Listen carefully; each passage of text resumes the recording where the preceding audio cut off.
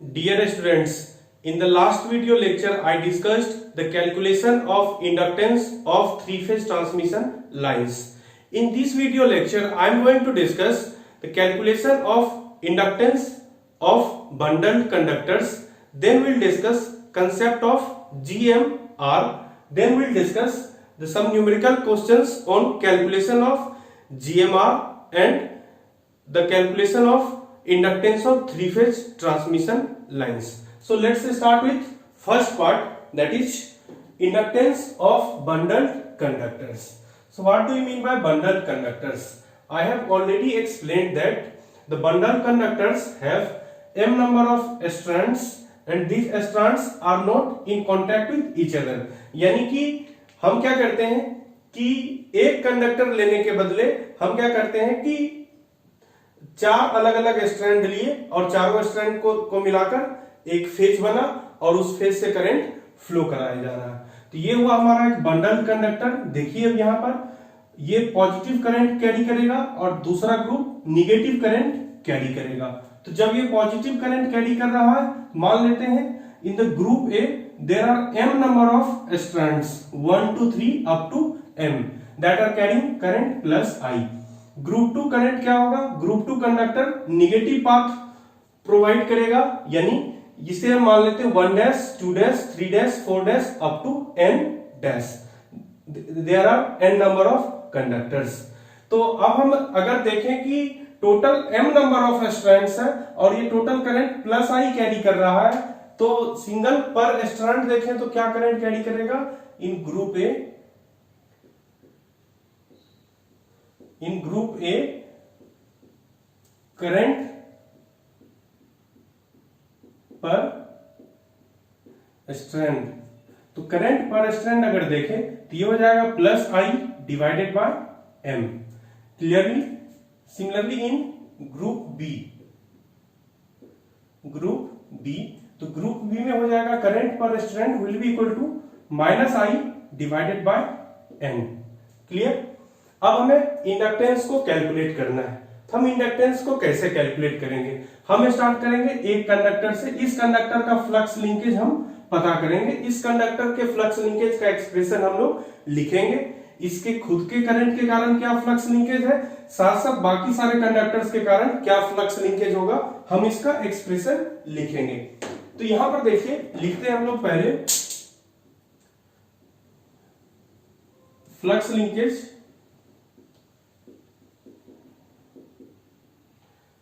of conductor 1 in group A। Conductor 1 of group A. Group A के पहले conductor का flux linkage अगर हम देखें तो इसका एक्सप्रेशन होगा lambda 1 it will be equal to 2 into 10 to the power minus 7। Current इसका क्या है? I divided by m। Current है I divided by m into ln 1 upon R dash. हम मान लेते हैं सारे स्ट्रैंड का रेडियस सेम है, 1 upon R dash plus ln 1 upon, अब होगा दूसरा term d12 plus up to यही होगा ln 1 upon d1m, ln 1 upon d1m। ये रहा इन सारे कंडक्टर्स के कारण फ्लक्स लिंकेज इस कंडक्टर के साथ। अब इसके साथ साथ पैरेलली दूसरा ये सारा निगेटिव ग्रुप ऑफ कंडक्टर्स भी रन कर रहा है। तो इस निगेटिव ग्रुप ऑफ कंडक्टर्स के कारण जो एक्सप्रेशन लिखेंगे वो एक्सप्रेशन इसी के साथ क्या हो जाएगा? Minus 2 into 10 to the power minus 7 i divided by n। यहां पर n नंबर ऑफ कंडक्टर्स है और ये टर्म्स को अगर हम लिखे तो ये टर्म क्या होगा? ln 1 अपॉन, अब देखिए कंडक्टर 1 और यहां पर 1 डैश है, इसके बीच में डिस्टेंस क्या होगा? d11 dash. तो यहां पर हम लिखेंगे ln d11 dash, similarly plus ln 1 upon d12 dash up to यहां पर लिखेंगे ln 1 upon d1n dash. Clear? अब हम क्या करेंगे कि ये दोनों टर्म्स में, इन दोनों टर्म्स में 2 into 10 to the power minus 7 into i common लेते हैं। तो यहां से हम लिखेंगे lambda 1 will be equal to 2 into 10 to the power minus 7i into अब देखिए इस पार्ट को क्या लिखा जाएगा, इस पार्ट को सारे ln को अगर एक साथ हम टुगेदर लिखें तो ये क्या होगा, ln 1 upon r dash into 1 upon d12, यानी सारा टर्म्स क्या होगा, मल्टीप्लाई हो जाएगा। तो हम यहां पर डायरेक्टली लिख सकते हैं ln 1 divided by r dash into d12 up to d1n। अब यहां पर देखिए जो ये टर्म था 1 बाय m, तो 1 बाय m क्या होगा, टू दी पावर आ जाएगा, तो 1 बाय m हो जाएगा। क्लियर। और यहां पर अगर दूसरा टर्म को लिखें, इन सारे टर्म्स को लिखें, तो इस टर्म्स को आप क्या लिख सकते हैं, यहां पर देखिए इन सारे टर्म्स में कॉमन क्या है, यहां पर देखिए आगे लिखें तो minus 2 into 10 to the power minus 7 into I into, अब इन सारे टर्म्स को हम मल्टीप्लाई कर देते हैं, ये हो जाएगा ln 1 upon d11 dash d12 dash up to d1n dash to the power, यहां देखिए 1 बाय n है मल्टीप्लीकेशन में, पावर में आ जाएगा तो 1 बाय n हो जाएगा, तो ये टर्म हमारा मिलेगा। अब हम overall 2 into 10 to the power minus 7 into I common ले ले, और हम क्या करेंगे अब हमारा ये देखिए ln a minus ln b होगा, this will become equal to ln a divided by b, तो ये रहा a, ये रहा b, यानी 1 by this term divided by 1 by this term, तो ये पूरा टर्म क्या आ जाएगा, ऊपर आ जाएगा न्यूमरेटर में, तो इसे हम लिखेंगे इंटू ln, न्यूमरेटर में ये सारा टर्म्स आ जाएगा, तो d11 dash d11 dash d12 dash up to d1n dash divided by, नीचे का ये टर्म्स रहेगा r dash d12 up to d, ये टर्म रहेगा 1m, यहां पर होगा to the power 1 by n, और यहां पर होगा to the power 1 by m। Clear. तो ये हो गया लेमडा 1। तो जब हम लेमडा 1 कैलकुलेट कर चुके हैं, तो लेमडा 1 से हम क्या करेंगे, अगर हम L1 लिखें तो L1 क्या होगा, L1 will be equal to lambda 1 divided by I1, so I, तो लेमडा 1 डिवाइडेड बाय, ये टर्म क्या होगा, I डिवाइडेड बाय n से डिवाइड करना पड़ेगा, तो हम इसका डिवीजन का प्रोसेस बाद में करेंगे। हम लोग सिमिलरली लिखते हैं यहाँ पर लेमडा 2, तो लेमडा 2 अगर हम लिखें तो लेमडा 2 क्या होगा, सिमिलरली लेमडा 2 यानी फ्लक्स लिंकेज इन ग्रुप 2, कंडक्टर 2, तो ये हो जाएगा कंडक्टर 2 ऑफ ग्रुप 1, ये भी इसी तरह से लिखेंगे I ln, यहां पर ऊपर का टर्म हो जाएगा पूरा d11 डैश d11 डैश, यहां पर हो जाएगा d21 dash d22 dash up to d2n dash to the power 1 by n divided by, denominator में आएगा d12, ये होगा हमारा r डैश d12, d22 नहीं होगा, d22 की जगह r डैश है, तो d, ये हमारा टर्म होगा d21, d22 की जगह r डैश होगा, d23 up to d2m, d2m to the power 1 by m। Similarly हम अगर nth कंडक्टर के लिए लिखें, mth कंडक्टर के लिए, तो लेमडा n लिखेंगे, lambda m will be equal to 2 into 10 to the power minus 7 I ln, यहां पर क्या हो जाएगा, d m1 dash d m2 dash up to d mn dash to the power 1 by n divided by r dash d m1 d m2 up to d mn to the power 1 by m, to the power 1 by m। तो ये हो गया हमारा lambda 1, lambda 2, lambda 3 up to lambda m। तो अब हम अगर calculate करें यहां से टोटल सारे लेमडा को, सम को, इस सारे इंडक्टेंसेस का सम निकालें, तो ये सब हमें क्या मिलेगा, इन सारे सम को अगर लिखें तो ये सब हमें मिलेगा यहां पर। और देखिए यहां पर इंडिविजुअली हमें क्या करना पड़ेगा, चूंकि हम इंडक्टेंस को कैलकुलेट करने जा रहे हैं, तो जब हम इंडक्टेंस को कैलकुलेट करेंगे तो इंडक्टेंस के लिए हमें क्या करना पड़ेगा, करंट से डिवाइड करना पड़ेगा, करंट से हमें डिवाइड करना पड़ेगा। तो करंट से डिवाइड हम किस तरह से करेंगे इसको हम लोग यहाँ पर देखते हैं। देखिए यहाँ पर लैम्डा 1 जो हमने कैलकुलेट किया था, लैम्डा 1 का एक्सप्रेशन ये रहा। अब हम इसमें करंट से डिवाइड करेंगे, तो किस करंट से डिवाइड करेंगे, इस स्ट्रैंड का अगर फ्लक्स लिंकेज हम L1 पता कर रहे हैं तो ये L1 क्या होगा, ये L1 के लिए हमें I डिवाइडेड बाय M से डिवाइड करना पड़ेगा। या फिर अगर हम सारा फ्लक्स लिंकेज पता करेंगे तो सारा फ्लक्स लिंकेज हमारा क्या होगा, यहाँ पर जितना फ्लक्स लिंकेज है ये फ्लक्स लिंकेज अलग अलग L1 lambda 1 lambda 2 lambda m सारा दिया गया है और inductances L1 L2 up to Lm दिया गया है। तो फाइनली जो L एवरेज निकालेंगे तो वो एवरेज में हमें m से डिवाइड करना पड़ेगा। तो यहां से हम अभी L1 अगर लिखे, क्लियर, यहां से अगर हम L1 लिखेंगे तो L1 क्या होगा, L1 देखिए ध्यान से, L1 क्या होगा, I डिवाइडेड बाय, यहां पर हो जाएगा I divided by m, I divided by m। तो यहां पर क्या देख रहे हैं हम, इस m को आप यहां पर लिख सकते हैं, ये m हमारा यहां पर लिखा जाएगा। Similarly I divided by m होगा, तो ये हो जाएगा इंटू m। सिमिलरली यहां पर लैम्डा Lm कैलकुलेट अगर हम करें, Lm क्या हो जाएगा, I डिवाइडेड बाय m, तो यहां से कैंसिल हो जाएगा, तो ये हो जाएगा expression L1 L2 L3 up to Lm का। अब हमें जब इंडक्टेंसेस का एक्सप्रेशन मिल गया है तो अब हमारा क्या टारगेट है, अब हमारा टारगेट है L एवरेज लिखना। तो L एवरेज जब हम कैलकुलेट करेंगे तो L average will be equal to L1 plus L2 up to Lm divided by m।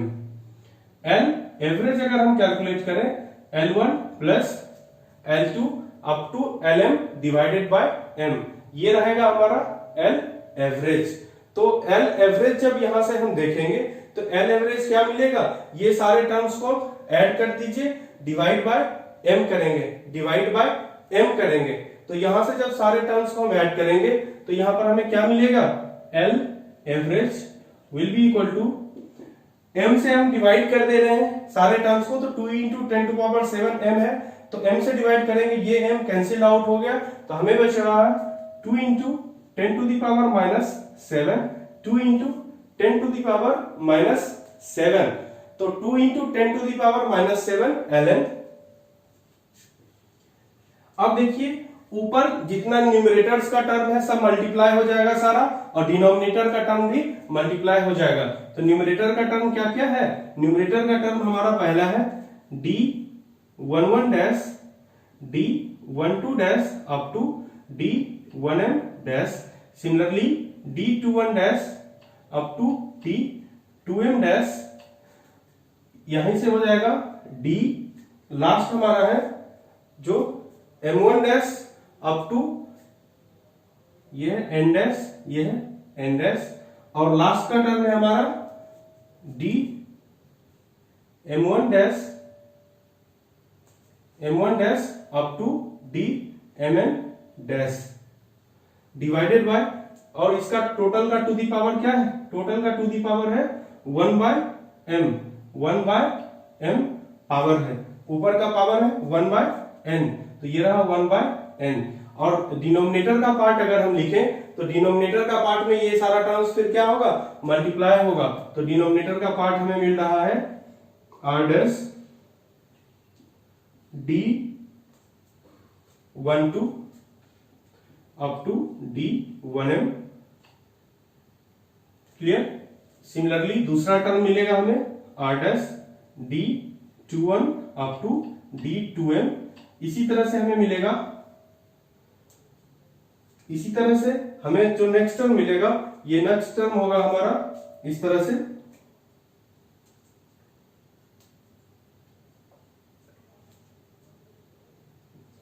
Up to dm1 dm2 up to dmn dash, और ये टू दी पावर क्या होगा 1 बाय m होगा, यहां पर to the power 1 by m होगा। तो जब हम फ्रेश लिखें इसे, तो अब देखिए यहां पर उस टर्म को जब हम सिंप्लीफाई करेंगे तो सिंप्लीफिकेशन के बाद हमें मिलेगा यहां पर, देखिए इस टर्म को जब सिंप्लीफाई करेंगे तो यहां से हमें अब क्या मिलेगा, एल एवरेज जो हमें दिख रहा है, ये एल एवरेज कुछ इस तरह से मिलेगा। L average will be equal to 2 into 10 to the power minus 7 ln।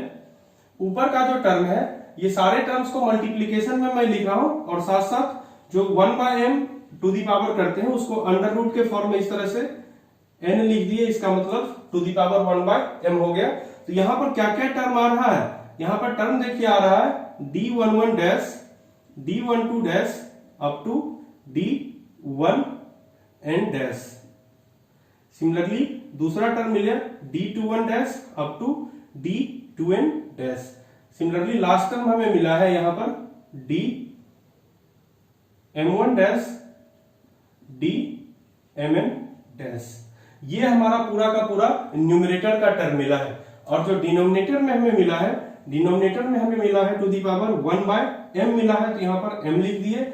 और डिनोमिनेटर का टर्म अगर देखें r dash d12 up to d1m up to d1m। Similarly हमें दूसरा मिला है r dash d21 up to d2m। Similarly यहां से हम आगे लिखें तो आगे हमें मिला है dm1 अप टू dmn। तो ये टर्म हमें यहां पर मिला है टू दी पावर। तो अब देखिए यहां पर क्या कर रहे हैं, अब यहां पर L एवरेज मिला है हमें, क्लियर। अब जब L एवरेज मिला है, यानी इसका एवरेज इंडक्टेंस ये होगा, इसका ये होगा, इसका अलग अलग सबका एवरेज इंडक्टेंस हमें मिला है। अब हम लिख रहे हैं since all the strands are running parallel, all the strands are running parallel। चूंकि सारा स्ट्रैंड्स पैरेलली रन कर रहा है, तो इसलिए क्या होगा कि जो टोटल इंडक्टेंस होगा ग्रुप ए कंडक्टर का, वो इंडक्टेंस क्या होगा, total inductance L A, total inductance of group conductors क्या होगा, इंडक्टेंस सारा पैरेलल में क्या होता है, डिवाइड होता है। तो ये हो जाएगा L average divided by m, यानी m के टर्म से अब फिर ये पूरे टर्म में m से डिवाइड करना पड़ेगा। तो जब हम m से डिवाइड करेंगे तो यहां देखिए 1/m हो जाएगा, तो 1/m जब ln के अंदर आएगा तो ये टू दी पावर पूरे दोनों टर्म में टू दी पावर 1/m हो जाएगा। तो 1/m होने का मतलब क्या है, ये ऑलरेडी पावर में 1/n था और 1/m पावर में होगा, तो 1/mn पावर हो जाएगा यहाँ पर, और यहाँ पर 1/m स्क्वायर हो जाएगा। तो ये हो जाएगा हमारा 2 into 10 to the power minus 7 ln। ये जो हमें न्यूमरेटर का टर्म मिल रहा है d11 dash d12 dash up to d1n dash. Similarly जो टर्म मिल रहा है last term dm1 dash d, यहां पर लास्ट मिला है dmn डैश। तो ये टू दी पावर क्या हो जाएगा, mn हो जाएगा। और डिनोमिनेटर में अगर हम देखें तो डिनोमिनेटर में टू दी पावर क्या हो जाएगा, m स्क्वायर, यानी 1/m स्क्वायर। और यहां पर हम लिखें r dash d12 up to d1m। इसी तरह से लास्टली हमने लिखा था dm1 अप टू dmn। तो ये हमें टर्म मिला है टोटल एल ए, यानी इंडक्टेंस ऑफ फेज ए। तो इस इंडक्टेंस का अब हमें ये फॉर्मूला मिला, तो इसी को आपको लिखा हुआ मिलेगा शॉर्ट में 2 into 10 to the power minus 7 ln GMD upon GMR, 2 into 10 to the power minus 7 ln GMD upon GMR। तो अब हम लोग समझते हैं कि ये GMD और GMR क्या है। तो जब हम GMD को समझे, यहाँ पर GMD का मतलब होता है geometric mean distance. So what is the meaning of geometric mean distance. Geometric mean distance बतला रहा है कि यहां पर देखिए पहला कंडक्टर 1 है, तो कंडक्टर 1 का, इस कंडक्टर 1 का दूसरे ग्रुप पे 1 dash 2 dash 3 dash up to n dash, ये सारे डिस्टेंसेस का प्रोडक्ट कर लिए।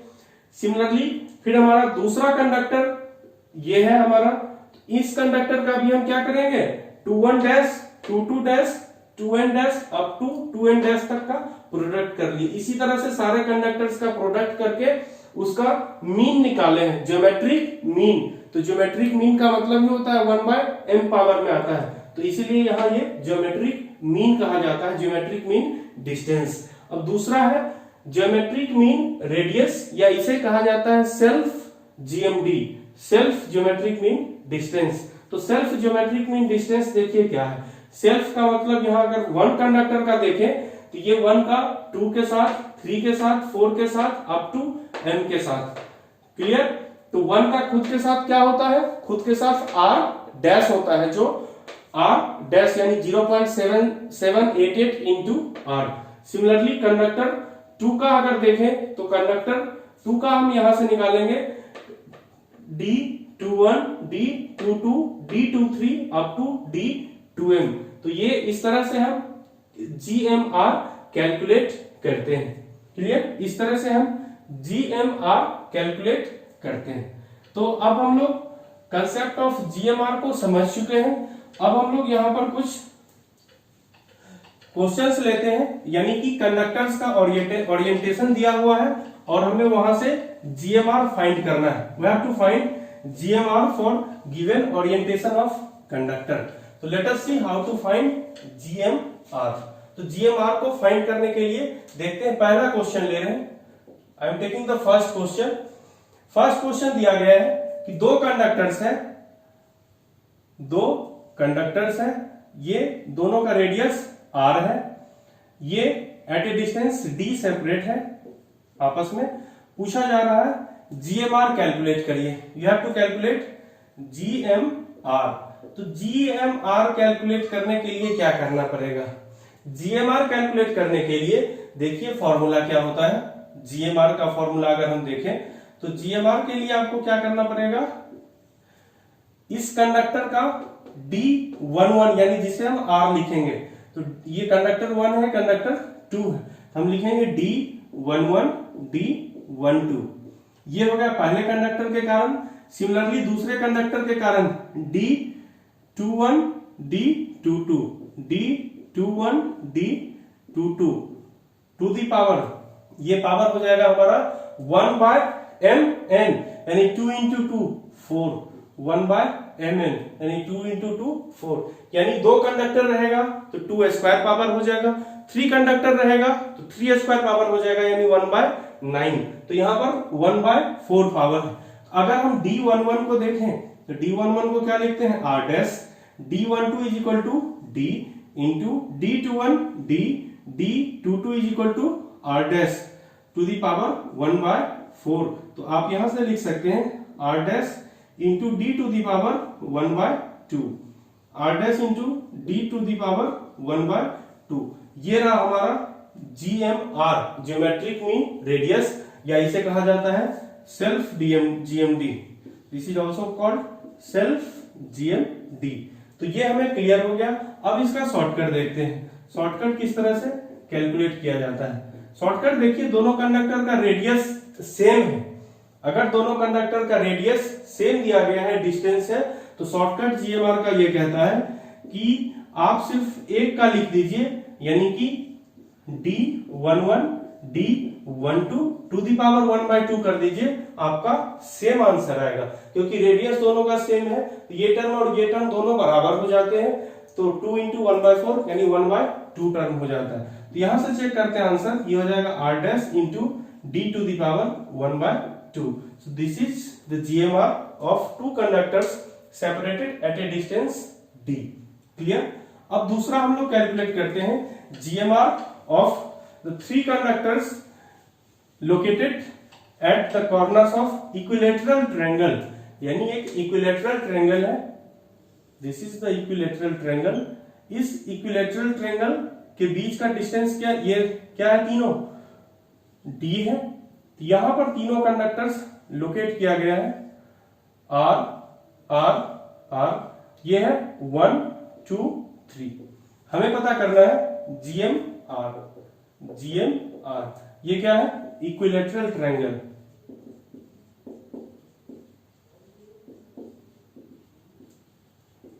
तो GMR अगर हम कैलकुलेट करेंगे तो यहाँ पर 3 कंडक्टर्स है, टोटल 9 टर्म्स आएंगे। हमें सारे टर्म्स को लिखना है। पहला देखिए कंडक्टर 1 के कारण अगर हम लिखें तो ये क्या होगा, D11, D12, D13। Clear. Similarly conductor 2 के कारण लिखें तो D21, D22, D23। सिमिलरली तीसरा कंडक्टर के कारण लिखें तो D31, D32, D33 और ये टू दी पावर क्या हो जाएगा 1/9। तो यहां से अगर हम वैल्यूज लिखें तो D11 क्या होगा R डैश और D12, D13 D है into D into D। Similarly यहां पर होगा D into R dash into D। Similarly D into R dash to the power 1/9। तो यहां से अगर हम देखें तो आपको क्या मिलेगा, आप देखिए R डैश कितनी बार आ रहा है, R डैश 3 बार, तो R dash to the power 3 to the power 1/9। तो यहां पर पहले मैं लिख रहा हूं R dash to the power 3 into D to the power क्या हो जाएगा D square, D square, D square, तो D to the power 6 to the power 1/9। तो इसे अगर ब्रैकेट के अंदर लाए ये हो जाएगा R dash to the power 1/3 into D to the power 2/3 into D to the power 2/3। तो ये रहा हमारा GMR। अब शॉर्टकट कैलकुलेट करें शॉर्टकट मेथड से। तो शॉर्टकट क्या होगा, शॉर्टकट सिर्फ एक कंडक्टर के कारण हम पता कर लेंगे। एक कंडक्टर के कारण क्या होगा, यहां पर R डैश, पहला का R डैश, इसके साथ D, तीसरे के साथ D टू दी पावर 1/3। तो यहां से हमें क्या मिल रहा है direct 1/3 into D to the power 2/3। ये रहा हमारा GMR। इसको इस तरह से हमने GMR कैलकुलेट किया इक्विलैटरल ट्रायंगल्स का। अब हम लोग नेक्स्ट डिस्कस करते हैं कि एक 3 कंडक्टर्स हैं, तीनों कंडक्टर्स को कहां पर प्लेस किया गया है, एक सर्कल पर प्लेस किया है। देखिए सर्कल के पेरिफेरी पर 3 कंडक्टर्स को प्लेस किया जा रहा है। ये कंडक्टर 1 है, ये कंडक्टर 2 है, ये कंडक्टर 3 है। तीनों इक्वली डिस्टेंस पर प्लेस किया गया है। 3 कंडक्टर 1 2 3। इस जो हमारा ये टोटल सर्कल, ये जो सर्कल है, इस सर्कल का डायमीटर हमें दिया गया है D। इस सर्कल का डायमीटर हमें दिया गया है D। The diameter of the circle is D। ये दिस डायमीटर इज D। अब हमें यहां पर GMR कैलकुलेट करना है। तो यहां पर GMR कैलकुलेट करने के लिए क्या करना पड़ेगा, ये देखिए डिस्टेंसेस हमें कैलकुलेट करना पड़ेगा D12, D13, D23। तो यहां इसे मान लेते हैं D dash, D dash, D dash, क्योंकि तीनों प्रेफरेंस पर दिया गया है, पेरिफेरी पर दिया गया है, तीनों इक्वल डिस्टेंसेस पर रखा गया है। तो अब हमें अगर कैलकुलेट करना है D डैश, तो D डैश को हम कैसे कैलकुलेट करेंगे। हम देखिए ये क्या बना रहा है, इक्विलैटरल ट्रायंगल बना रहा है सर्कल में। तो अगर ज्योमेट्री के प्रॉपर्टी को आप याद करेंगे तो वहां से आप क्या समझ पाएंगे, वहां से आप समझेंगे कि ये अगर डिस्टेंस D है, क्लियर, यहां से अगर इसे मिलाएं, यहां से इसे मिलाएं, ये पूरा क्या बनता है, ये सेंटर ऑफ सर्कल पर मिलता है। तो ये सेंटर ऑफ सर्कल अगर है तो ये रेडियस क्या है R, ये भी रेडियस R है, ये भी रेडियस R है, रेडियस R है। यानी इस कंडक्टर का, इस सर्किल का डायमीटर अगर D है तो रेडियस क्या है D/2। ये भी है रेडियस D/2, ये रेडियस भी है D/2। तो अब देखिए दूसरी बात, इक्विलैटरल ट्रायंगल है, ये एंगल 60 डिग्री, तो ये एंगल क्या होगा 30 degree. This angle will also be 30 degree. तो अगर हम D डैश, अब देखिए यहां पर यही पूरा डिस्टेंस है D dash, this distance is D dash. तो यहां पर अगर D डैश बाय 2 कैलकुलेट करें तो ये क्या हो जाएगा, इसका cos कंपोनेंट यहां पर लेंगे, यानी D/2 इंटू cos 30 डिग्री। तो यहां पर हम लिखें D dash by 2 will be equal to D/2 cos 30 degree. Similarly यहां भी हो जाएगा D/2 cos 30 डिग्री। तो यहां से अगर हम D डैश कैलकुलेट करें, टोटल D डैश, ये क्या हो जाएगा D cos 30 degree. So here it will B √3 D/2।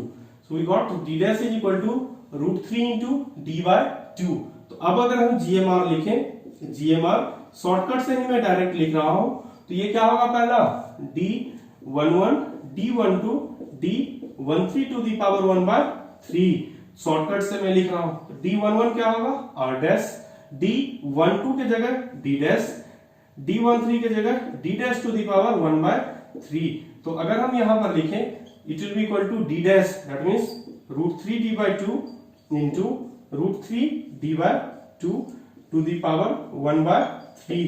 तो इसे अगर हम लिखें तो R dash to the power 1/3 आ रहा है, R dash to the power 1/3 आ रहा है, into D to the power 2/3 आ रहा है, इंटू ये देखिए डिस्टेंस क्या हो रहा है, √3 इंटू √3 यानी 3/4 into 3/4 to the power 1/3। This is the value of expression of geometric mean radius of this type of configuration. ठीक है, अब हम मान लेते हैं नेक्स्ट क्वेश्चन हमें देखना है। नेक्स्ट क्वेश्चन में हम लोग GMR कैलकुलेट कर रहे हैं और यहां पर टोटल 4 नंबर ऑफ कंडक्टर्स हैं। 4 number of conductors are placed on the periphery of circle of having diameter D। तो ये देखिए 4 कंडक्टर्स को हम प्लेस कर रहे हैं। तो चारों कंडक्टर्स को कैसे प्लेस करेंगे, 4 कंडक्टर्स को अगर हम प्लेस करें तो वो क्या बनाएगा, स्क्वायर बनाएगा। ये इस तरह से प्लेस होगा 1 2 3 4, या फिर इसे 3 मान लीजिए, दिस विल बी 4। तो ये जब स्क्वायर बना रहा है तो इसका इन सारे बीच का डिस्टेंस हम क्या मान लेते हैं, let us suppose this distance is D dash D dash D dash D dash. Clear. अब हमें D डैश की वैल्यू कैलकुलेट करना है। टोटल डायमीटर क्या है, D है। तो हम देखिए यहां पर क्या है, ये कहीं न कहीं इस तरह से जाएगा, ये लाइंस को आप मिलाएंगे तो ये क्या बनेगा, ये सेंटर ऑफ सर्किल है, ये कंप्लीट डायमीटर है, ये D/2 हो जाएगा। This will also be D/2, again here it will B D/2, it will B D/2। तो जब D/2 हो गया, अब देखिए इन साथ इस ट्रायंगल को लीजिए, ये देखिए स्क्वायर है, ये angle 90 degree, so this angle will be 45 degree. ये कंप्लीट डिस्टेंस D डैश है, this complete distance is D dash, तो this distance will be D dash by 2, तो D/2 इंटू cos 45 डिग्री। तो आप लिखेंगे यहां से D dash by 2 is equal to D/2 into cos 45 degree. From here you will write D dash will be equal to D cos 45 degree, और 45 degree का मतलब होगा D/√2। So D dash is equal to D/√2। तो जब D/√2 D dash है तो यहां से हम क्या कैलकुलेट करेंगे, now we have to calculate GMR। Again फिर से हम शॉर्टकट अप्लाई करेंगे, टू दी पावर 4 है 1/4, ये होगा D11 D12 D13 D14।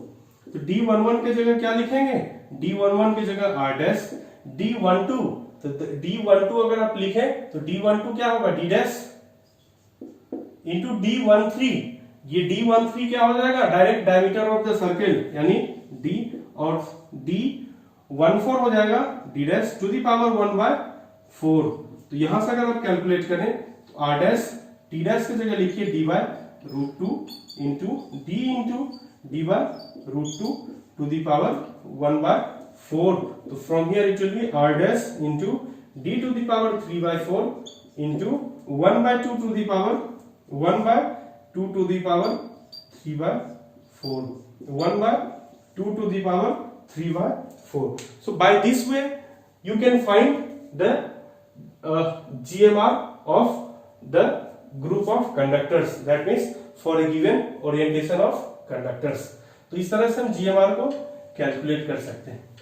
Similarly आप यहां पर अगर number of conductors 6 number of conductors हो तो यहां पर क्या बनाएगा, सर्कल पर एक हेक्सागन बनाएगा, और उस हेक्सागन के लिए भी आप आसानी से कैलकुलेट कर सकते हैं। हेक्सागन के लिए भी आप आसानी से कैलकुलेट कर सकते हैं। क्लियर। तो एक बात ध्यान रखिए, जब कि हम लोग ये शॉर्टकट अप्लाई करते हैं इस पावर को रखने के लिए, तो उस शॉर्टकट में आप ध्यान रखिएगा कि सारे कंडक्टर्स का रेडियस सेम होना चाहिए, the radius of all the conductors should be same, और दूसरा कि वो एक रेगुलर पॉलीगॉन पर फिक्स होना चाहिए। जो कंडक्टर्स है वो conductor should be fixed on regular polygon, यानी 2 कंडक्टर है तो 2 कंडक्टर ऑफ कोर्स एक लाइन पर होगा, 3 कंडक्टर है 3 कंडक्टर क्या होगा, एक इक्विलेटरल ट्रायंगल पर होगा, 3 conductors will be placed on equilateral triangles. 4 conductors अगर देखें 4 conductors will be placed on square. Similarly 5 conductors अगर देखें ये क्या होना चाहिए, regular polygon.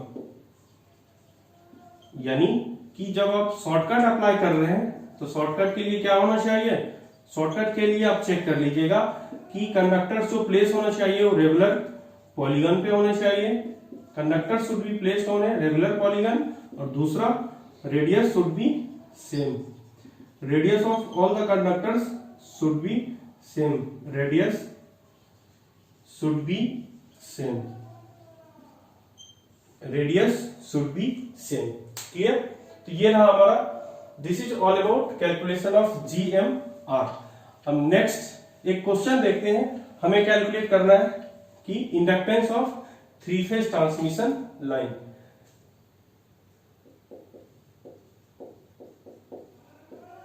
Inductance of A 3 phase transmission line आपको कैलकुलेट करना है। आपको दिया गया है डायमीटर ऑफ कंडक्टर्स,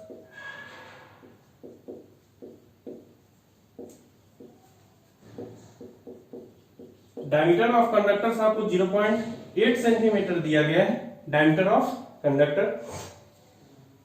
और दिया गया है कि कंडक्टर का देखिए दूसरा कंडक्टर है, ये तीसरा कंडक्टर है, ये डिस्टेंस दिया गया है 3.2 metre, this distance is 1.6 metre, this distance is 1.6 metre, 1 2 3।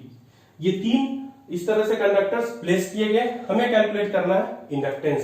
तो हम ये कह सकते हैं कि आप लास्ट लेक्चर अगर याद करिए तो लास्ट लेक्चर में हमने फॉर्मूला क्या लिखा था inductance 3 phase conductor 3 phase transmission line का इंडक्टेंस 2 × 10⁻⁷ ln, ऊपर लिखा था मैं ABC 3 divided by R dash. यानी क्या था, अगर हम फिर से लिखें यही क्या है, ABC to the power 1/3 यही है GMD अपॉन R डैश यानी GMR। R डैश मतलब GMR। तो हम लोग पहले GMD कैलकुलेट करें। तो GMD अगर हम कैलकुलेट करेंगे तो GMD क्या होगा, GMD will be equal to ABC यानी 1.6 इंटू 3.2 टू द पावर 1/3 ये होगा GMD। और R डैश अगर कैलकुलेट करें तो R डैश क्या हो जाएगा, ये डायमीटर 0.8 सेंटीमीटर है, रेडियस हो जाएगा 0.4 इंटू R डैश का मतलब 0.7788 से मल्टीप्लाई करेंगे इंटू, चूंकि यहाँ पर आप लिख रहे हैं GMD से मीटर में लिख रहे हैं, इसे भी हमें मीटर में कन्वर्ट करना पड़ेगा।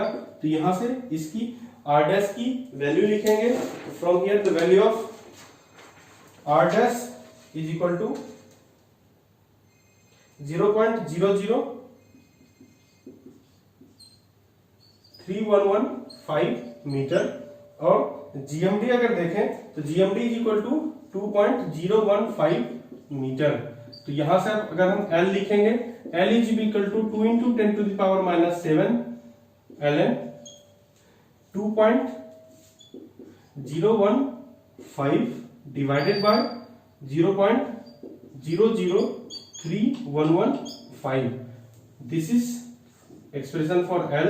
From here the value of L is coming 1.294 milli henry per kilometre. यानी यहां पर हेनरी पर मीटर में आ रहा था तो 10⁻6 से मल्टीप्लाई कर देंगे, ये हो जाएगा 1.294 मिली हेनरी पर किलोमीटर। तो ये रहा हमारा कैलकुलेशन ऑफ GMR। और फिर हमने देखा न्यूमेरिकल कि किस तरह से इंडक्टेंस 3 फेज ट्रांसमिशन लाइन का इंडक्टेंस कैलकुलेट किया जाता है।